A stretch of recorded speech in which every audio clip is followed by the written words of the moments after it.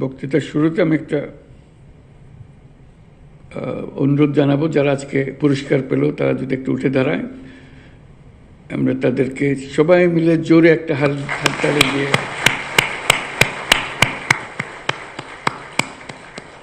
আমাদের সবার পক্ষ থেকে অভিনন্দন এই রাষ্ট্রীয় পুরস্কার পাওয়ার জন্য।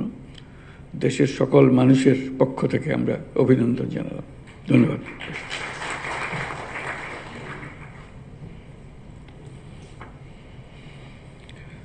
আসসালামু আলাইকুম। উপস্থিত সবাইকে আমার আন্তরিক শুভেচ্ছা জানাচ্ছি। আজকে এখানে উপস্থিত হতে পেরে আমি অত্যন্ত আনন্দিত। ইয়ুথ ভলান্টিয়ার অ্যাওয়ার্ড 2025 আয়োজনের জন্য আমি যুব ক্রীড়া মন্ত্রণালয়কে বিশেষভাবে ধন্যবাদ জানাচ্ছি।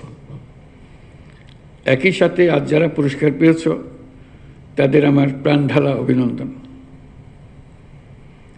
আজ আমরা তারুণ্যের শক্তিকে উদযাপন করছি। এটি আমাদের জাতির চালিকা শক্তি।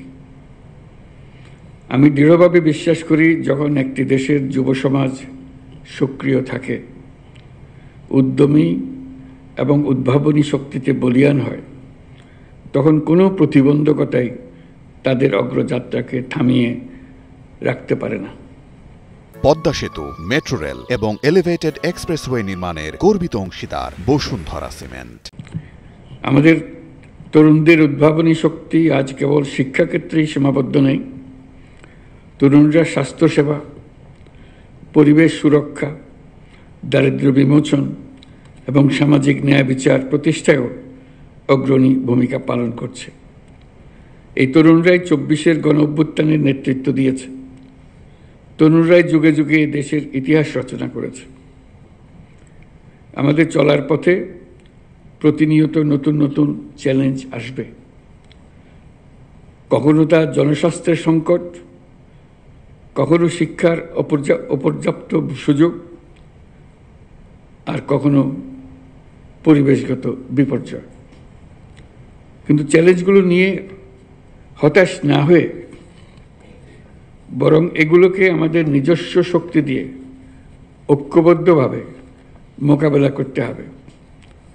আশা করি এই কাজেও আমাদের তরুণরা নেতৃত্ব দেবে। স্বেচ্ছাসেবা কেবল আত্মমানবতার কল্যাণেই সীমাবদ্ধ নয়। এটি আত্ম উন্নয়ন, চরিত্র গঠন এবং নেতৃত্বের গুণাবলী বিকাশের এক আদর্শ মাধ্যম। আমরা চাই আমাদের তরুণরা কেবল স্বেচ্ছাসেবক হিসেবেই থেমে থাকবে না, সমাজের নীতি নির্ধারক, উদ্ভাবক এবং পরিবর্তনের স্থপতি হিসেবে নিজেদের তুলে ধরবে। এটি তখনই সম্ভব হবে যখন তারা আত্মবিশ্বাসের সাথে নিজেদের গড়ে তুলতে পারবে, প্রয়োজনীয় দক্ষতা অর্জন করবে, নেতৃত্বের গুণাবলী বিকাশে মনোযোগী হবে।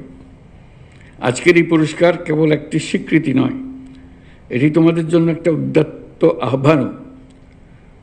তোমরা আরও সাহসী হও, আরও নেতৃত্ব দাও এবং সমাজের কল্যাণে নতুন ধারণা ও উদ্ভাবন নিয়ে কাজ করো। সমাজের প্রতিটি ক্ষেত্রে তোমাদের সক্রিয় অংশগ্রহণ অনেক ইতিবাচক পরিবর্তন আনতে পারে। স্বাস্থ্য খাতে তোমাদের একটি ক্ষুদ্র উদ্যোগ হাজারো শিশুকে রোগমুক্ত রাখতে পারে। শিক্ষাক্ষেত্রে তোমাদের সামান্য প্রচেষ্টা দেশের শিক্ষার মানকে বহুদূর এগিয়ে নিয়ে যেতে পারে। পরিবেশ রক্ষায় তোমাদের সম্মিলিত প্রয়াস আমাদের ভবিষ্যৎ প্রজন্মের জন্য একটি নিরাপদ ও সবুজ পৃথিবী নিশ্চিত করতে পারে। মনে রাখবে, তোমাদের প্রতিটি ছোট ছোট প্রচেষ্টাই দেশের জন্য মস্ত বড় অর্জনের পথ তৈরি করবে। আমি জানি স্বেচ্ছাসেবা বা যে কোনো মহৎ উদ্যোগের পথ মসৃণ নয়। সময়, অর্থ এবং মানসিক চাপে বহুবিধ চ্যালেঞ্জ সৃষ্টি করে। এর মধ্যে দিয়েই আমাদের ধৈর্য, সহনশীলতা ও নেতৃত্বের মতো মহৎ গুণাবলী অর্জন করে নিতে হবে। আমি যুব সমাজের প্রত্যেক সদস্যকে আহ্বান জানাই, তোমাদের মেধা, শক্তি ও সৃজনশীলতা দিয়ে সমাজের এবং দেশের উন্নয়নে ভূমিকা রাখো। তোমাদের সাফল্য কেবল ব্যক্তিগত অর্জনে সীমাবদ্ধ না রেখে অন্যদের জন্য অনুকরণীয় দৃষ্টান্ত করো। আমি বিশ্বাস করি তরুণরা সক্রিয় থাকলে দেশের কোনো সমস্যায় আর অমীমাংসিত থাকতে পারে না। আমরা তোমাদের নতুন নীতি, যুগান্তকারী ধারণা এবং সামাজিক পরিবর্তনের অগ্রদূত হিসেবে দেখতে চাই।